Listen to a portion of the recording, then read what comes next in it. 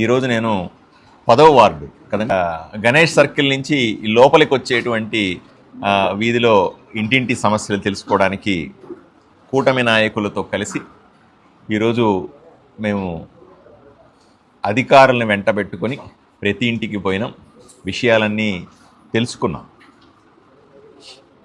నేను ఏ ఇంటికి పోతున్నా 2-3 సమస్యలు విలేకరులందరూ కూడా చూశారు. ఇక్కడ అందరూ కూడా ప్రతి ఒక్కరూ చూస్తూ ఉన్నారు.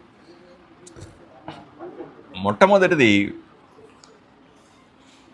ఏవైతే కాలవలు ఉంటాయో కాలవల మీద ఆక్రమించుకున్న ఇళ్ళు. అసలు చాలా చోట్ల కాలవే కనపడతలేదు. కాలవలు కానీ పెద్ద కాలవల్ని కూడా దానిపైన ఆక్రమించుకొని ఇళ్ళు పూర్తి కట్టేసుకున్నారు. ఈ కాలవ ఎట్లా పోతుంది, ఆ ఇంటి కింద పోతుందండి అంటున్నారు. ఆ రకమైనటువంటి పరిస్థితుల్లో కాలువ క్లీన్ చేయడం కష్టమే, మురుగునీటి సమస్య పెరుగుతుంది, ఆ ప్రాంతంలో ఇబ్బందులు వచ్చే అవకాశం ఉంది. ఎక్కువగా నీళ్ళు వస్తే ఆ కాలువలోంచి పొర్లి నీళ్లు బయటకు వచ్చేసి అందరి ఇళ్లలో నీళ్ళు పోయే పరిస్థితి ఉంది. అక్కడ ఎవరో సౌండ్ చేస్తున్నారు, చెప్పండి వాళ్ళకి.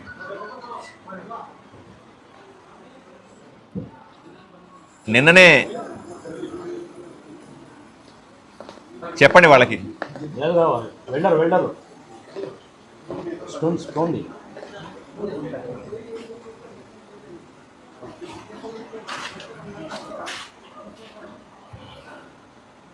నిన్ననే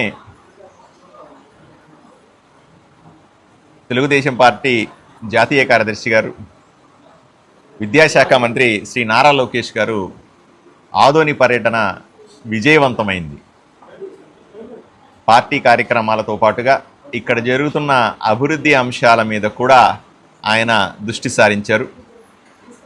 నేను కూడా ఆయనతో సుమారుగా 45 నిమిషాల పాటు ఒక్కడుగానే 1-to-1 మాట్లాడే అవకాశం దొరికింది. ఆదోనిలో జరుగుతున్నటువంటి అభివృద్ధి పనుల గురించి, ఆదోనిలో సమస్యల గురించి ఆయన నన్ను అడిగి అన్ని విషయాలు కూడా పూర్తి స్థాయిలో తెలుసుకున్నారు. ఇదే సందర్భంలో నేను వారికి విన్నవించాను కూడా, సార్ సమస్యలైతే చాలా ఉన్నాయి. గత 5 సంవత్సరాలుగా వైసీపీ ప్రభుత్వంలో ఊరు సర్వనాశనమైంది, పట్టించుకోలేదు. ఎంతో కాలంగా నిర్లక్ష్యానికి గురైనటువంటి ఆదోనిని మళ్ళీ పునర్నిర్మించాలంటే నిధుల కొరత ఉంది, ఎక్కువ డబ్బులు అవసరం అవుతాయి. అభివృద్ధి చెందినటువంటి పక్క నియోజకవర్గాలతో ఆదోనిని పోల్చకండి, ఆదోని ఎంతగానో వెనుకబడింది. కాబట్టి దీన్ని దయచేసి నిధులు విడుదల చేసి ఆదుకోండి అని నేను ఆయన్ని విజ్ఞప్తి చేశాను. దానికి సంబంధించి నేను ఆయన్ని ఏం వినతపత్రం ఇచ్చానో అది నా సోషల్ మీడియాలో పెట్టాను, మీడియాలో ప్రజలకందరికీ అందుబాటులో ఉంచాను. వారు నాకు హామీ ఇచ్చారు, తప్పనిసరిగా ఆదోనిని ప్రత్యేకంగానే చూస్తానని. వెనుకబడిందని నేను ఇంతకుముందు కూడా చూశాను దీన్ని. నేను అభివృద్ధికి సహకరిస్తాను. ప్రభుత్వం దగ్గర నిధులు చాలా కష్టంగా ఉంది, అయినప్పటికీ కూడా అందుబాటులో ఉన్న పరిస్థితుల్లో తప్పనిసరిగా సాయం చేస్తానని నాకు హామీ ఇచ్చారు.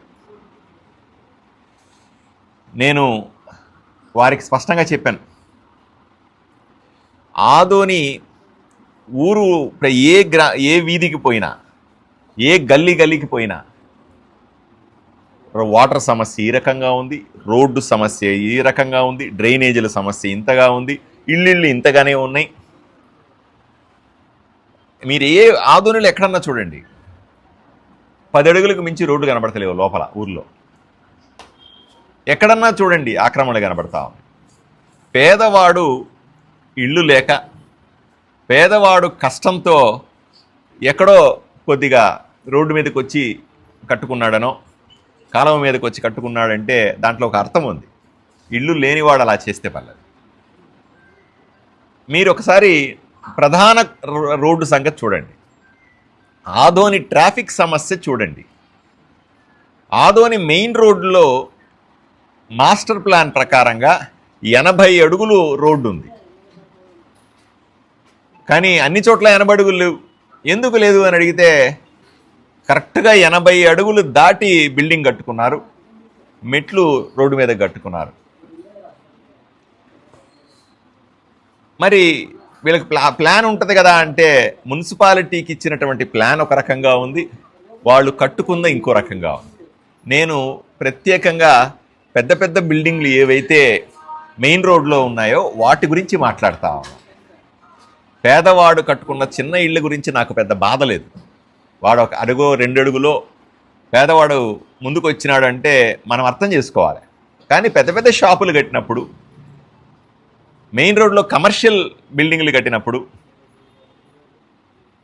చట్టం కూడా చెప్తుంది స్పష్టంగా, 7 సెంట్ల కంటే ఎక్కువగా ఉన్న స్థలంలో మెయిన్ రోడ్లో బిల్డింగ్లు కట్టినప్పుడు పార్కింగ్ తప్పనిసరిగా చూపించాలా, ఎంత శాతం ఉండాలో కూడా చెబుతుంది. మనం కట్టిన బిల్డింగు ఏరియాలో 20% తప్పనిసరిగా పార్కింగ్ చూపించాలా, విజిటర్ పార్కింగ్ కూడా చూపించాలా అని ఉంది. దాంతోపాటుగా 10% కట్టిన వాటిలో 10% ప్లేస్ని మున్సిపాలిటీకి గిఫ్ట్ రూపంలో ఇవ్వాలా. ఎందుకు, భవిష్యత్తులో రోడ్డును వెడల్పు చేయాల్సి వస్తే ఆ 10% వాడుకుంటే అప్పుడు సరిపోతుంది అన్నది చట్టం చెబుతుంది. కానీ ఎంత భయంకరమో చూడండి.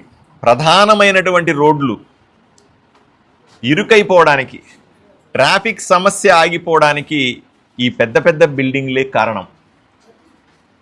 వాళ్ళకి డబ్బులు ఉన్నాయి, వాళ్ళేం పేదవాళ్ళు కాదు. మెయిన్ రోడ్లో పెద్ద 7 సెంట్లకు మించి బిల్డింగ్లు కట్టారంటే ధనవంతుడే అయి ఉంటాడు కదా, పేదవాడు కాదు కదా. పేదవాడు 1 సెంట్ ఇల్లు ఉంటుంది, 2 సెంట్లు ఇల్లు ఉంటుంది. వాళ్ళు మెయిన్ కమర్షియల్ ఏరియాలో 7 సెంట్లకు పైన కట్టుకున్నారు ఒక బిల్డింగ్ అంటే డబ్బులున్న వాళ్ళు మున్సిపాలిటీ దగ్గర తీసుకున్న అనుమతి ఒకటి, కట్టింది ఇంకొకటి. పార్కింగ్ తప్పనిసరిగా చూపిస్తామని మున్సిపాలిటీకి చెప్పి పార్కింగ్ లేకుండా మొత్తం కట్టారు. పార్కింగ్కి వస్తే వాళ్ళ షాప్కి వచ్చేవాళ్ళు, వాళ్ళ వ్యాపారానికి వచ్చే వాళ్ళంతా రోడ్ల మీద పార్కింగ్ చేసుకోవాల్సిన పరిస్థితి. విజిటింగ్ పార్కింగ్ లేదు. చాలామంది 10% మున్సిపాలిటీకి గిఫ్ట్ కింద ఇవ్వాల్సిన చట్టం ఉంటే సగం మంది కూడా ఇవ్వలేదు. జరిగిపోయింది. 10 ఏళ్ళుగా, 20 ఏళ్ళుగా, 30 ఏళ్ళుగా జరుగుతూ వచ్చారు. ఈరోజు నేను రోడ్డు వెడల్పు చేస్తాను, ఆల్రెడీ ప్రతి బిల్డింగ్లో, పెద్ద పెద్ద బిల్డింగ్లన్నింటిలో 10% మున్సిపాలిటీకి అధికారం ఉంటుంది కదా, దాన్ని వాడుకొని చేస్తాను అంటే పార్కింగ్ ఎక్కడా అంటే పార్కింగ్ చూపించలేదు. మరి రోడ్డు వెడల్పు చేయాలంటే బిల్డింగ్ అండి మాది పూర్తిగా కట్టేశాను. కొత్తగా వచ్చినటువంటి మాస్టర్ ప్లాన్లో 100 అడుగుల రోడ్డు చూపించారు. 100 అడుగుల రోడ్డు కావాలి కదా. కావాలంటే ఇప్పుడు ఈ బిల్డింగ్ మీద ఎటువంటి చర్యలు తీసుకోవాలో ప్రజలు అర్థం చేసుకోవాలి. ఈ విషయాన్నే పెద్దలకు కూడా చెప్పాను నేను. ఇలాంటి పరిస్థితి ఆదోనిలో ఉందండి, చాలా దారుణంగా ఉంది ఈ పరిస్థితి అన్న విషయాన్ని వారికి తెలియజేశాను. నేను కఠినంగా ఉంటే, మున్సిపాలిటీ వైపున కఠినంగా ఉంటే కొంతమంది నా మీద ఆరోపణలు చేయొచ్చు. కఠినంగా నోటీసులు ఇచ్చి మీరు ప్రభుత్వానికి ఎంత ఇవ్వాలో అంత ఇచ్చి తీరాల్సిందే అని అంటే వీళ్ళంతా కూడా మెజారిటీ మెయిన్ రోడ్లో ఉన్న వాళ్ళంతా వైఎస్ఆర్సీపీ నాయకులు. వైఎస్ఆర్సీపీ నాయకులే ఆక్రమించుకున్నారు కొంతమంది, కొనుక్కున్నారు కొంతమంది, కట్టుకున్నారు కొంతమంది, నిజాయితీ పరులు కొంతమంది, దుర్మార్గులు కొంతమంది. రేపు ఎల్లుండి ప్రభుత్వం కానీ మున్సిపాలిటీ కానీ కఠినంగా రోడ్డు వెడల్పు చేయాల్సిందే అని అంటే బిల్డింగ్లో ముందు వైపు నాడు 10 అడుగులు వాళ్ళ కొట్టి తీసేయాల్సిందే. అది ప్రభుత్వానికి ఉన్న హక్కు, మున్సిపాలిటీకి ఉన్న హక్కు, ఎవరిని వదిలేది లేదు. కానీ నాకు తెలుసు, నేను ఈ పని మొదలు పెట్టంగానే నా మీద ఆరోపణలు చేస్తారు, రాజకీయపరమైనటువంటి మాటలు మాట్లాడతారు, నా మీద బురద జల్లే ప్రయత్నం చేస్తారు. నేను దేనికి వెనుకాడిపోయే వ్యక్తి కానే కాదు, భయపడే వ్యక్తిని కానే కాదు, మీకు అందరికీ తెలుసు. ఎట్టి పరిస్థితుల్లో అయినా సరే రోడ్డును వెడల్పు చేసి 80 అడుగులు ఎక్కడ ఉండాలో 80 అడుగులు ఉండాలా, 100 అడుగులు ఎక్కడ ఉండాలో 100 అడుగులు ఉండాలా. 100 అడుగులకు అడ్డమైనటువంటి ఏ నిర్మాణాన్నైనా సరే మున్సిపాలిటీ పరిధిలో చట్టబద్ధంగా ప్రజలందరికీ చెప్పి దాన్ని తీసి సరిచేస్తే తప్ప ఈ ఊరికి ట్రాఫిక్ సమస్య తీరదు అన్న విషయాన్ని ప్రజలందరికీ తెలియజేస్తా ఉన్నాను. ఎవరైతే ఈ విధంగా చట్ట వ్యతిరేకంగా బిల్డింగ్ కట్టుకున్నారో, అనుమతులు ఒకటిచ్చి వాళ్ళకి నచ్చిన విధంగా ఎవరేం చేయలేని కట్టుకున్నారో, ఎవరు మున్సిపాలిటీకి ఇవ్వాల్సిన 10% స్థలాన్ని గిఫ్ట్ ఇవ్వకుండా వదిలిపెట్టారో వీళ్ళందరినీ కూడా మీడియా సమావేశం నేను ఈరోజు రిక్వెస్ట్ చేస్తా ఉన్నాను. మొదట రిక్వెస్టే చేయాల, వాళ్ళకి మొదట విన్నవిస్తా ఉన్నాను, దయచేసి మీరే చట్టబద్ధంగా ఏదేది ఉండాలనో అన్నీ ఉండేలాగా సరిచేసుకోండి. ఊరిలో ప్రజలు కూడా అలర్ట్గా ఉండాల. మీ పక్కన ఉన్నటువంటి అక్రమంగా కట్టినటువంటి షాపింగ్ కాంప్లెక్సో, పక్కన కట్టినటువంటి బిల్డింగో అనుమతులు ఉన్నాయా లేదా చూసుకుని ఎవరైనా డీవియేట్ అవుతుంటే చెప్పాలా, మున్సిపాలిటీకి చెప్పాలా, మాకు చెప్పాలా. చెబితే చర్యలు తీసుకుంటాం. కట్టే టైంలోనే చర్యలు తీసుకొని ఉంటే ఈరోజు ఈ ఊర్ల పరిస్థితి ఇలా ఉండేది కాదు కదా. వాళ్ళు పెద్ద పెద్ద బిల్డింగులు కడతా ఉంటే మనం చూస్తూ ఉండిపోయినాం. వాళ్ళు పెద్ద పెద్ద బిల్డింగులు కట్టేసి రోడ్ల మీదకి వచ్చేస్తూ ఉంటే మనం పట్టించుకోకుండా ఉన్నాం. వాళ్ళు పెద్ద పెద్ద బిల్డింగులు కట్టేసి ట్రాఫిక్ పూర్తిగా అంతరాయం కలిగిస్తా పార్కింగ్ అంతా రోడ్ల మీద పెట్టుకుని ఉంటే మనం ఊరుకొని ఉన్నాం. ఈరోజు రోడ్డు వెడల్పు చేయాలంటే స్థలం కావాలి కదా. కాబట్టి పెద్దల అనుమతితో 100కు 100% రోడ్డును వెడల్పు చేసేదంటే చేసేదే. ఎటువంటి విమర్శలు వచ్చినా నా మీద బురద జల్ల నన్ను తిట్టుకున్నా పర్లేదు. 10 మంది పెద్ద పెద్ద బిల్డింగులు కట్టుకున్న వాళ్ళు నన్ను తిట్టుకుంటే ఏమైంది? ఆ రోడ్డు మీద నడిచేటువంటి 100 మంది వేలాది మంది పేదలు నన్ను ఆశీర్వదిస్తారు.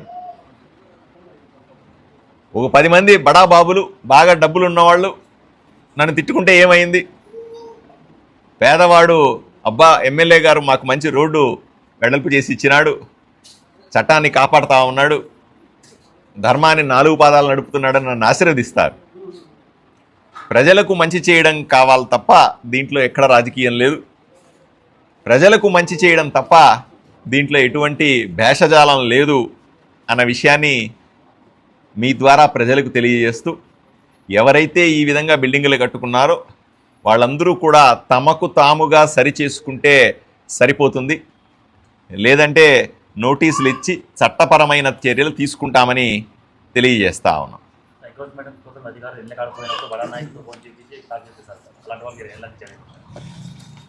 ఒకటి, అక్రమంగా చేసుకున్నటువంటి వ్యక్తిని ఎవరో కొంతమంది రాజకీయ నాయకులు వచ్చి ఫోన్లు చేసి ఆపుతారు అని చెప్తా ఉన్నారు. నేను నిష్పక్షపాతంగా ఉంటాను. నాకు కులం లేదు, మతం లేదు, భాష లేదు. ఎవరైనా అంటే మా కూటమిలో నాయకులు ఎవరైనా సరే అలా చెయ్యరు అనే అనుకుంటాను. నేను మళ్ళీ చెప్తా ఉన్నా, ఊర్లో పెద్ద పెద్ద తప్పులు చేసిందంతా కూడా వైసీపీ వాళ్ళే, ఆక్రమణలు చేసిందంతా వైసీపీ వాళ్ళే, తప్పుడు పనులు చేసి ఈరోజు దాకా ఆ రకంగా అనుమతులు ఇచ్చింది వాళ్ళే. నాకేం ఇబ్బంది ఏం లేదు, మళ్ళీ ప్రెస్ మీట్ పెట్టి అని తిట్టినా ఇబ్బంది ఏం లేదు. మా వాళ్ళు ఎవరైనా చేసి ఉంటే అది కూడా చెప్పమనే నేను కోరుకుంటా ఉన్నా. దాన్ని కూడా సరిచేస్తాం. పార్టీలకు అతీతంగా ఊరిని బాగు చేయడానికి నేను ప్రతిపక్షాలు కూడా కలిసి రావాల్సిందిగా కోరుకుంటా ఉన్నా. ఈ సమస్య తీర్చడానికి నేను తీసుకునే నిర్ణయాన్ని ప్రజలకు 100కు 1000% సమర్థిస్తారనే నమ్మకం నాకుంది. నేను ప్రజల వైపు నుంచే పోరాడుతున్నాను తప్ప ఆ మెయిన్ రోడ్డు మీద బిల్డింగులు కట్టుకున్న 10 మంది బడా బాబుల కోసం నేను పని చెయ్యను, పేదవాడి కోసం మాత్రమే పని చేస్తాను అని స్పష్టంగా చెప్తా ఉన్నా.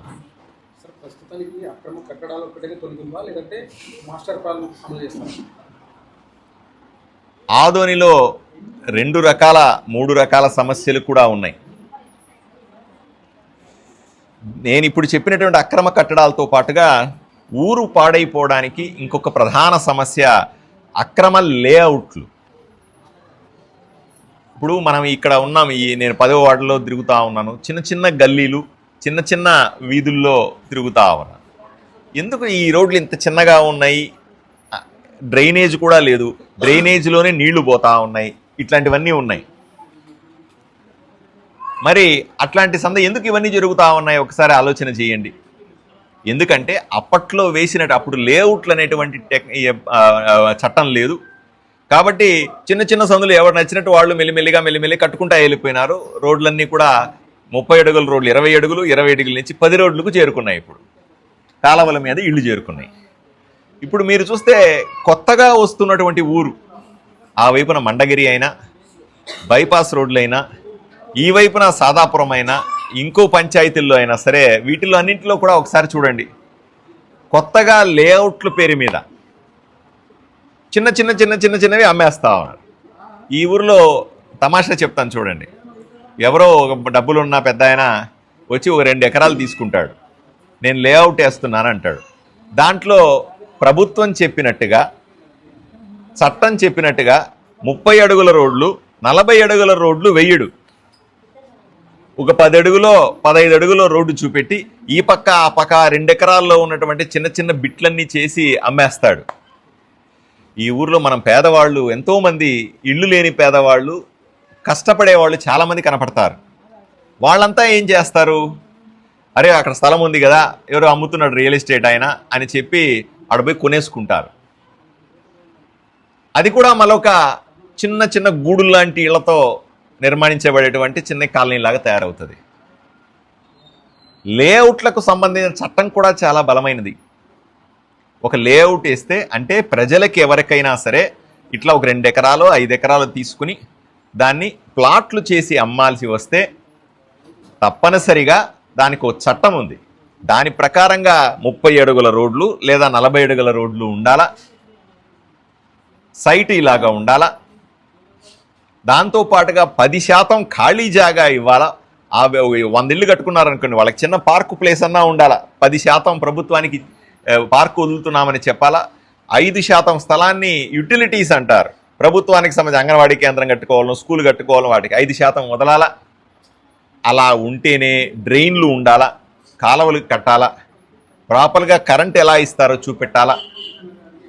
ఇవన్నీ ఉంటేనే వాళ్ళు అక్కడ స్థలాన్ని అమ్ముకునేటువంటి అధికారం ఉంటుంది. ఈ చట్టాన్ని ఉల్లంఘించి ఆదోనిలో మీరు చూడండి, గత 10 ఏళ్లుగా 20 ఏళ్లుగా నేను మళ్ళీ చెప్తున్నా, మెజారిటీ మంది ఎక్కువ మంది ఈ వైఎస్ఆర్సీపీ నాయకులు వీళ్ళు రకరకాలుగా వెంచర్ల పేరు మీద లేఅవుట్ల పేరు మీద వేసేసి అమాయకులుగా అంటగట్టేసి వాళ్ళు వెళ్ళిపోతారు. ఈ 2 ఎకరాలు ప్లాట్లు చేసి అమ్మిన ఆయన టకటకటగా అమ్మేస్తాడు, ఆయన దారి ఆయన పోతాడు. తర్వాత చట్టం వస్తుంది, చట్టం వచ్చి నీకు రోడ్డు ఇంత లేదు, నీకు డ్రైన్ లేదు, నీకు నీళ్ళ కనెక్షన్ ఇవ్వము, కరెంటు కనెక్షన్ ఇవ్వము, నీ స్థలం రిజిస్ట్రేషన్ చేయడానికి కుదరదు అని చట్టం చెప్తుంది. అప్పుడు ఆ పేదవాడు ఎవడైతే కొనుక్కున్నాడో వాడు బాధపడతాడు, వాడు ఇబ్బంది పడతాడు. నేను ఆదోనిలో ప్లాట్లు కొనేటువంటి ప్రతి పేదవాడికి చేతులెత్తి మొక్కి చెప్తా ఉన్నా, దయచేసి అర్థం చేసుకోండి. అడ్డదిడ్డంగా ఉన్నటువంటి లేఅవుట్లలో, చట్టవిరుద్ధంగా ఉన్నటువంటి లేఅవుట్లో ప్లాట్లు కొనొద్దు. చట్టబద్ధంగా కుడా పర్మిషన్తో అన్ని రకాల అనుమతులు, మున్సిపాలిటీకి సంబంధించిన అన్ని అనుమతులు ఉన్నటువంటి ప్లాట్లను మాత్రమే కొనండి. ఎక్కడో తక్కువ వస్తుందని, ఎవరో బ్రహ్మాండంగా రేట్ వచ్చిందని, ఆ బైపాస్లో ఉంది, ఈ బైపాస్లో ఉంది, ఆ రోడ్లో ఉంది, ఈ రోడ్లో ఉందని టెంప్టేషన్తో మీరు ఆ చిన్న అనుమతులు లేని స్థలాలు కొంటే చివరికి చట్టం వచ్చినప్పుడు సగం స్థలం పోతుంది.